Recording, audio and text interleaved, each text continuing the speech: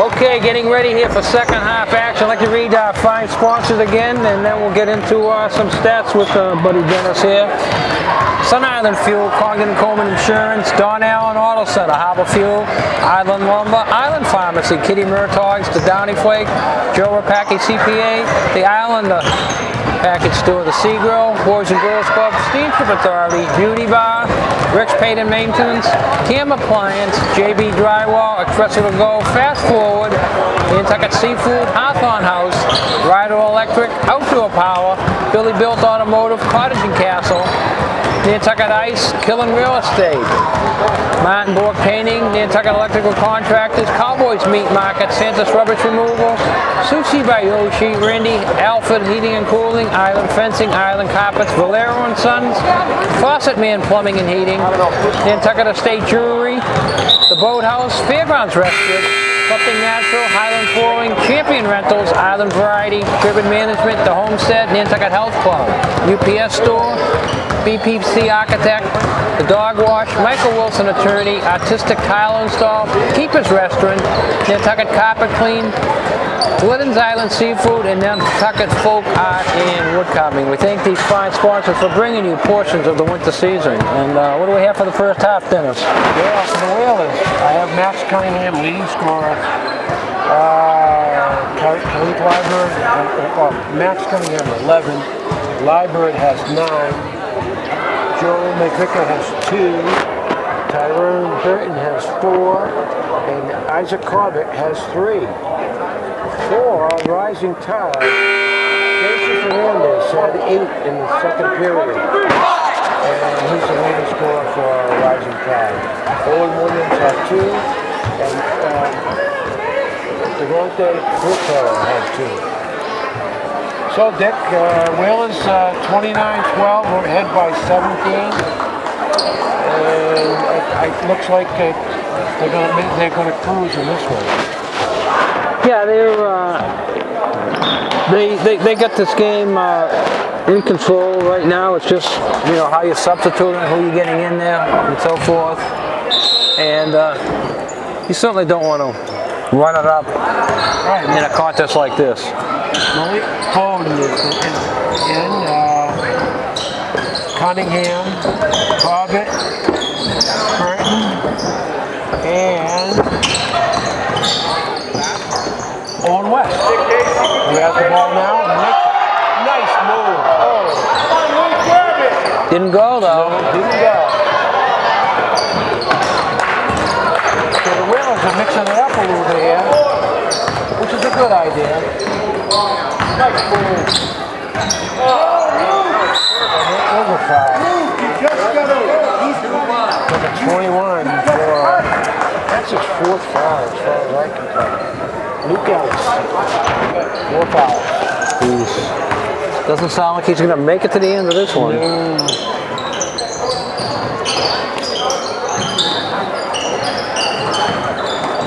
girls are running a little wheel. And look underneath. Cunningham gets fouled. Nice pass by Isaac Corbett. We'll be back here next Tuesday, February 6th, for another boys game. 5 o'clock start as the boys will be going against Sturgis West Charter School. Another league game, a little bit more competition in that one. Nantucket undefeated in the league, right? Yes. Yeah, and what are they, they're overall 11-1, is it? Yeah.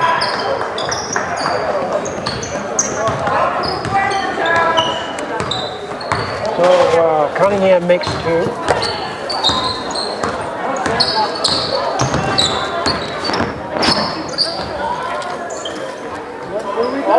Those free throws were brought to us by Billy Built Automotive. Foul shot. Fernandez underneath takes that big power down and he draws the foul. Who draws them? I think it's Owen West, but yes it is. Second on West, and Fernandez going to the line. Fernandez is 4 out of 5, 4 out of 6. You don't get the screen from Bianchi, he goes through, he's still got a pop. our old buddy LeGarrette Blount, who will be going against this weekend for Philadelphia, scored a touchdown last week.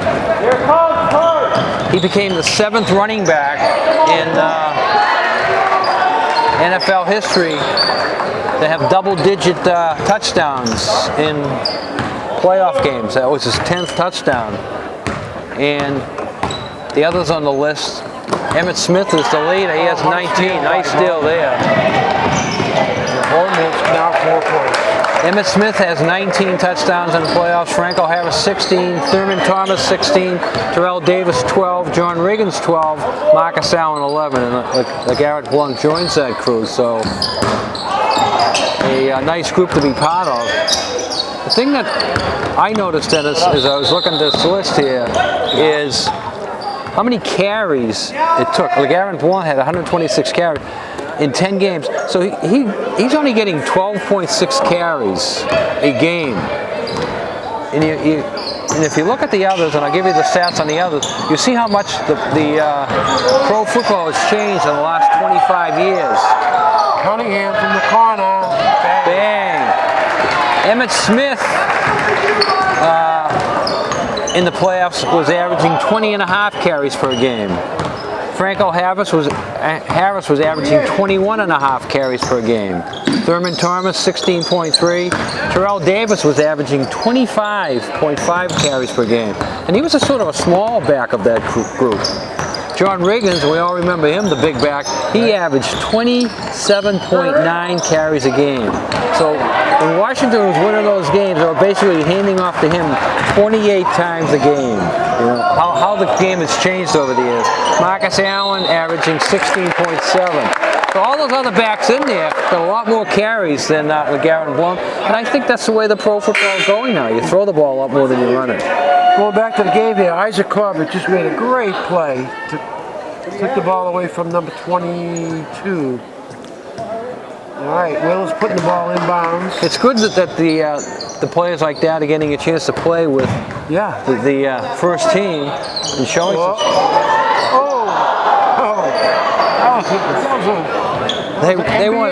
They wanted that one to go.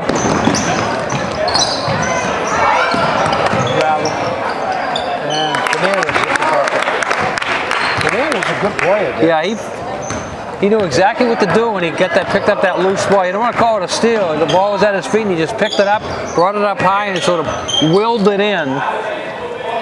Got it up over the rim and it fell.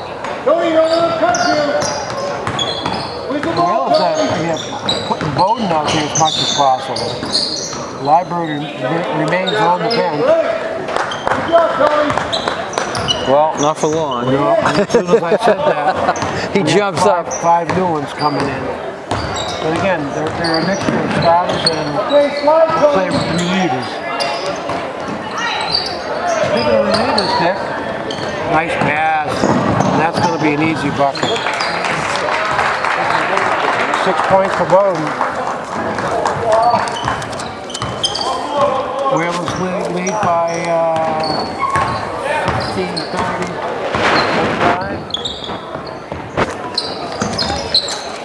Hey, Dick. Come on, Casey. Take the ball. Come on. Now, last week when we were doing the girls' game, we talked a lot about making free throws. You know, you got to make your free throws. Breton with that bucket, no way up, and they're going to have a timeout on the floor. Whole new 5 guys to win. Holgate number 14. Library. Penlow. McVicker. And someone's going to stay in. It's going to be Usher. So we're talking about you need to make your free throws if you want to keep winning, and we talked a lot about that in the girls' game we did last week, and I mean you can tell us the stats on today's game too. But last week, actually on January 19th, the Lakers beat Indiana 99-86, but they only made 2 out of 14 free throws for the pros, and They won the game? Still won the game, 99-86, Wow, only making that's 2 out of 14. And then they listed some other games over the years. 1996, there was a game that the Raptors lost 92-91, and they were 0 for 3 on free throws. They went to the free throw line, I guess, twice. Twice at least, maybe 3 times, but 0 for 3. And in that same game, they were 7 for 14 on 3 points. So they can't make their free throws, they make the 3 pointers. The Raptors again losing another game 2 years ago, actually 4 years ago. Shoot to Chicago. 77-64. That's a kind of a low-scoring game for the modern era. They were only 1 for 7 on free throws. The Thunder losing a game in 2014 were 1 for 6 shooting free throws. And here's another one that amazes me here. March 1st last year, this is just before playoff time, the Pistons lost a game. They were only 3 for 17 shooting free throws in a game. So even the pros can have a bad night at the free throw line. No.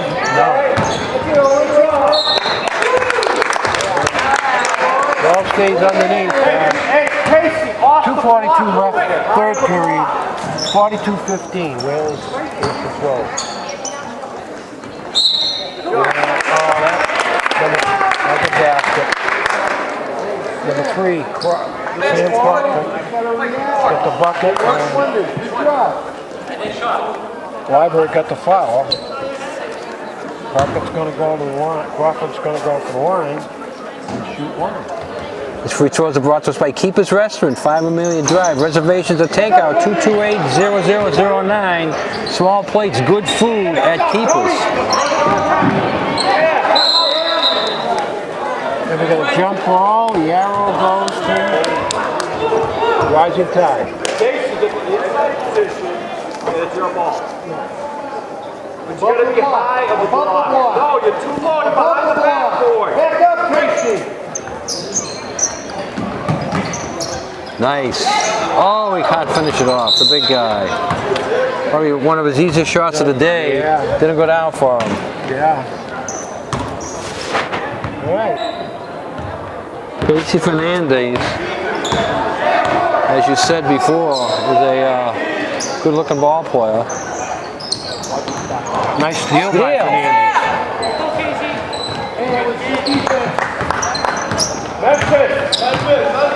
What I'm concerned about is he's wearing 2 knee braces. I hope they're just for a little extra support. You hate to see a guy like that having knee problems at a young age. Oh, Wow. He didn't use the backboard now, and I thought he was going to miss another one.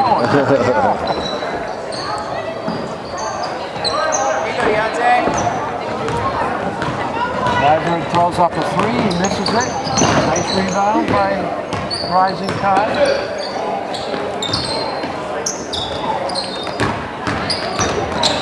Nice pass. Nice pull. Oh, the pull.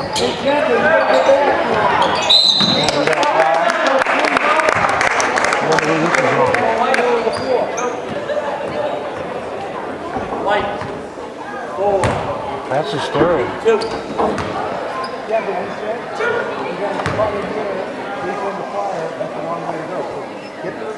1:23 to go here in the third quarter. It's all you on the Nantucket Whalers.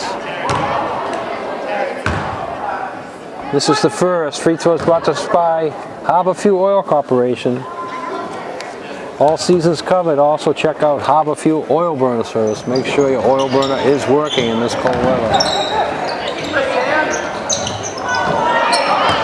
All right. Good rebound by the Whalers. Try to move with the basketball. We haven't seen much of Gideon Holgate. He's got some time today.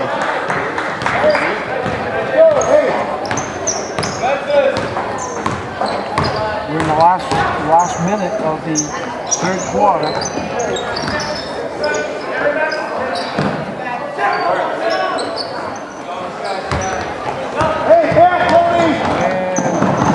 McVicker, gets muscled out of there. Yeah, Let's see if they give him 2. no, he was turning to make the pass.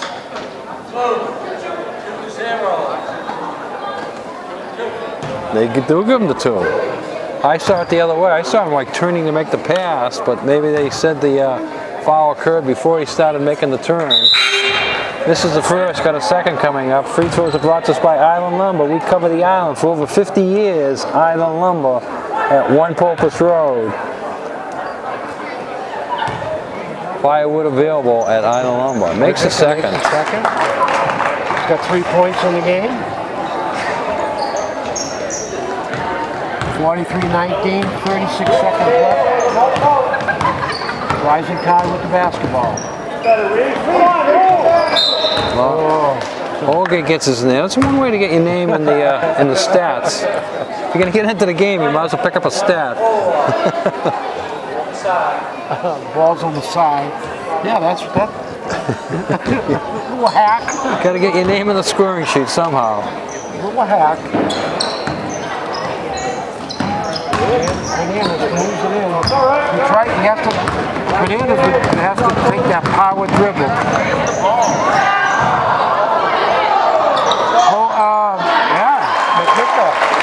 It's never a good idea when a big guy like Fernandez puts the ball on the floor for the steal. McVicker finishes that one off nicely though. Oh, steal. Unbelievable. What a steal by us. Count it. They say it counts. What a steal. So we have played 3 periods here in the John O'Neill Gymnasium. It's John Nantucket Wills leading 47-19. Portions of this game brought to us by the Sea Grill. 45 Sparks Ave closed for a while. They'll be opening shortly. The Sea Grill. Check them out on the net at www.seagrill.com.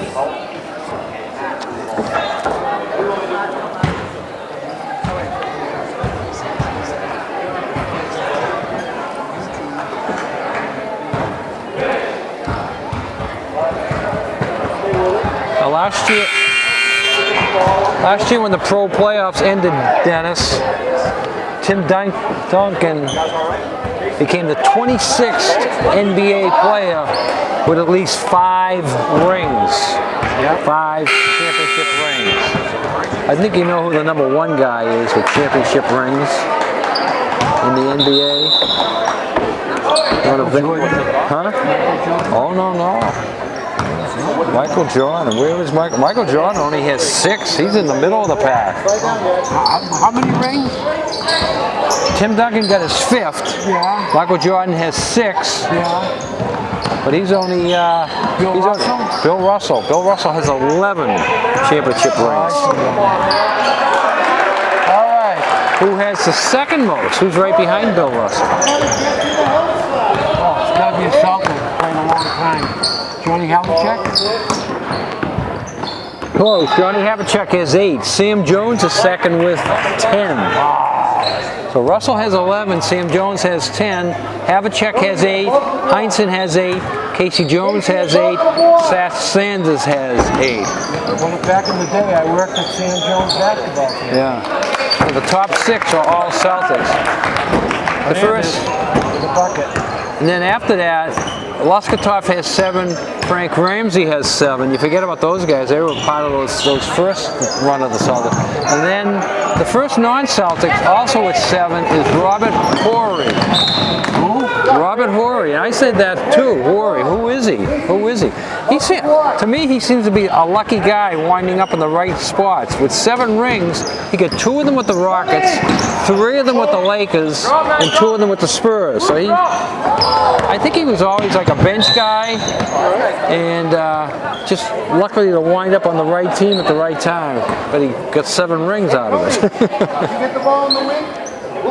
Kareem, other guys on that list. Kareem has 6. Kuzi has 6. Jordan, we mentioned, has 6. Kobe only has 5. Duncan just got his 5th. Magic Johnson has 5. And, no Larry Bird on that list. Larry Siegfried has 5.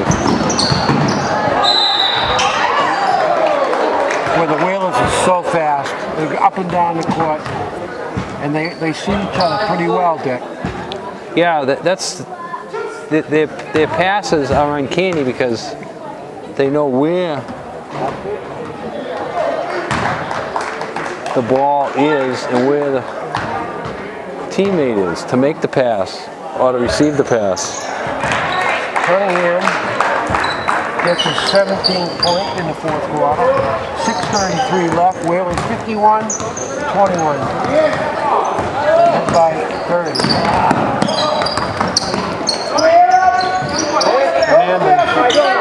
Got it. Fernandez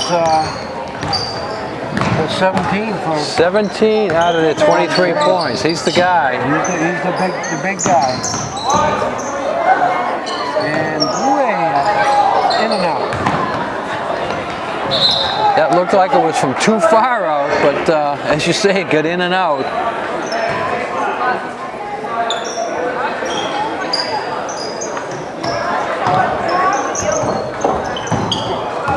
Isaac Corbett back in the game. Owen West. Gets the ball underneath. Working on. Nice shot. Owen West gets in the score card.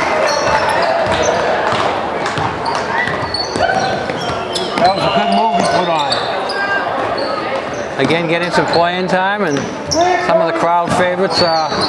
Corbett almost got the steal there, and then West picks up the foul. That's a tick-tack foul.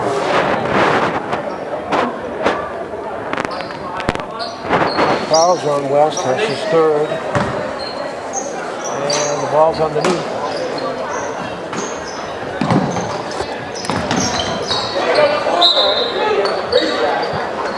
Basket underneath.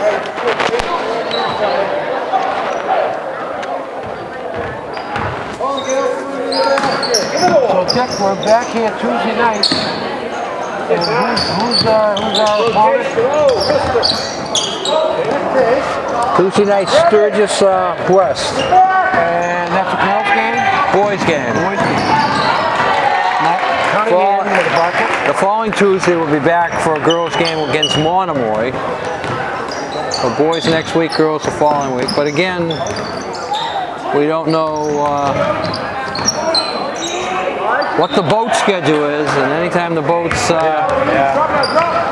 We have to adjust. We have to adjust. And this team was coming from Plymouth, and you know, at 9:30 this morning, I'm saying this game could easily be canceled because if they're getting snow, they have to start leaving the school 10:30, 11 o'clock, get on a bus. You know, is the superintendent of schools going to put them on a bus? But luckily it worked out. The weather got real nice after nice 11 o'clock. Burton. Burton has 8. Isaac Corbett took the foul.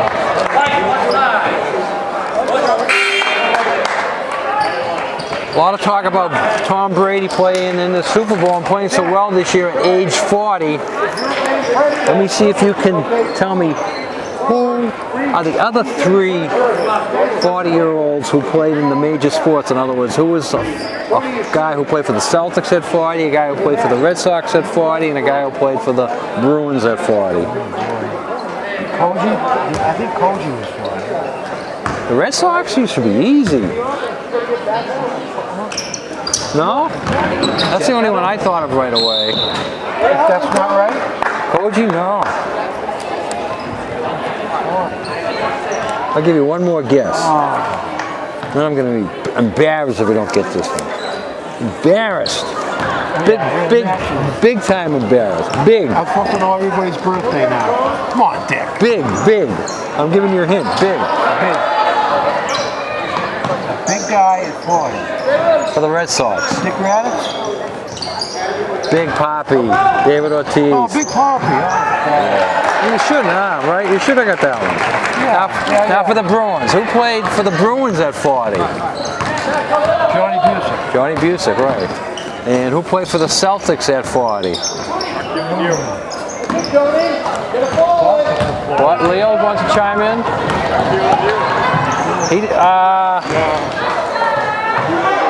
I don't think he was 40.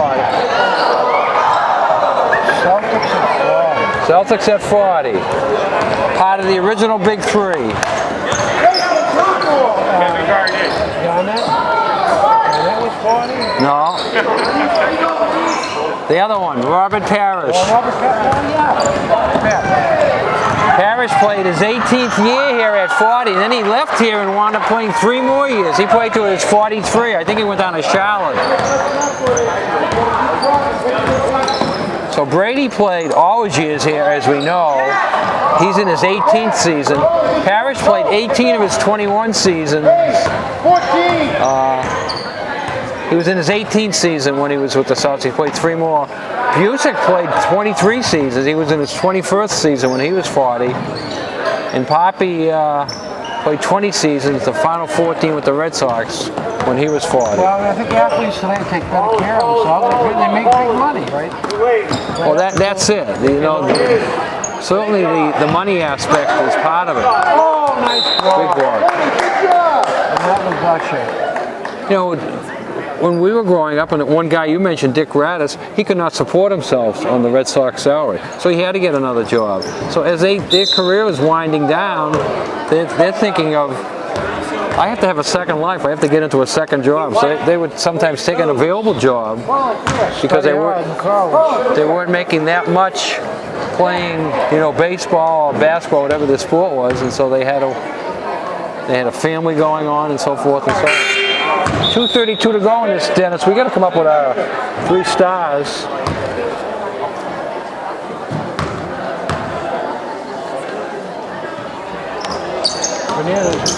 Misses 2. I got my 3 stars. Oh, wow.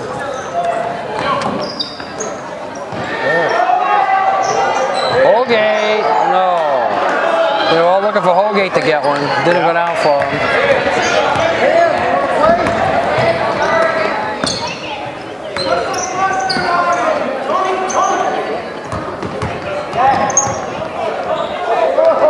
I don't know how 15 did all that maneuvering. I think he took a couple of steps. The referee let it go. He moved in, he moved out, he moved towards the basket. All right, Dick, I'm ready. Anytime you want. All right. You want to do it the way we did last time? 1 each? All right. How do you want to go? You want to go first? You want me to go first? All right, my first, yeah, I'll go first. My third star is Tyrone Burton, 113. Thought he had a great game tonight. He was ball hawking all over the place. He only got 2, 4, 6, 8 points, but he played a masterful game on the defensive end. All right, Dick. My number 3 star, and I'm leaning towards some of the crowd favorites. I let the crowd sort of help me pick theirs. My number 3 star is going to go to a crowd favorite tonight, Isaac Corbett, who got some playing time. All right. And what did Isaac do? I'm just saying that every time Isaac touched the ball, you know, the crowd was into it. Made a couple of baskets. I think he got that big 3-pointer early in the game. Yeah. A few steals, and just the playing time in general. All right. My number 2 star, who impressed me greatly tonight, was number 3, freshman.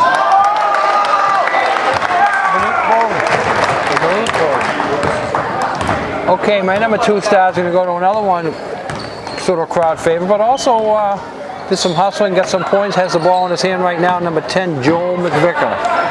Nice ball. I like that. And here goes Joel, nice pass.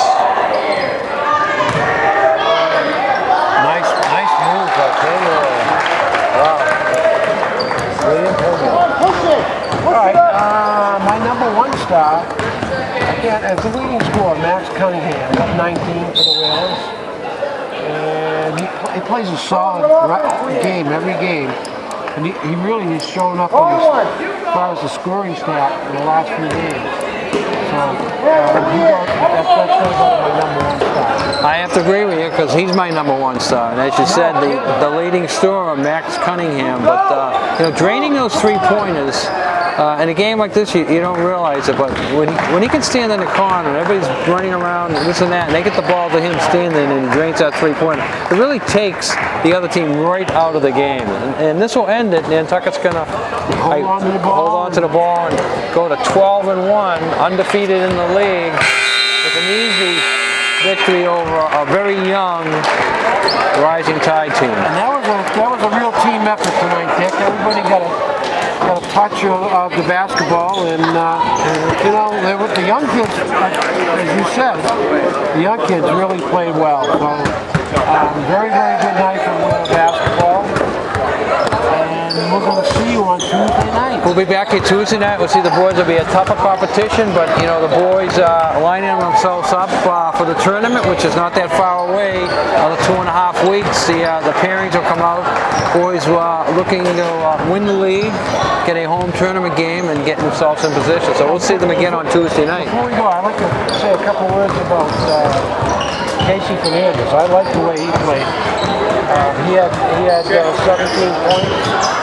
And I thought he played a real solid game. He did. For a big guy, he has a nice soft touch. He knows what to do with the ball underneath the basket, and he has that nice soft range touch. He was 2 for 2 with the free throw line. Always impressed with that when a guy can go to the free throw line and make the two of them. It's hard at any level, as we always talk about. All right, so we thank Leo, our cameraman, Dennis, for scoring and calling today's game. This is Dick Herman saying good night for Whale Sports TV. Remember, put a smile on your face each and every day, even if you're laughing at yourself. Big weekend for the Patriots. Go Pats. Big weekend for the Celtics. Go Celtics. Patriots, as I mentioned, Bruins. Go Bruins. Red Sox haven't made any moves, but maybe that's the best thing. Mookie Betts. Mookie Betts got himself a nice contract, so he should be happy about that. Go Red Sox and go Whalers. Good night from Dick Herman.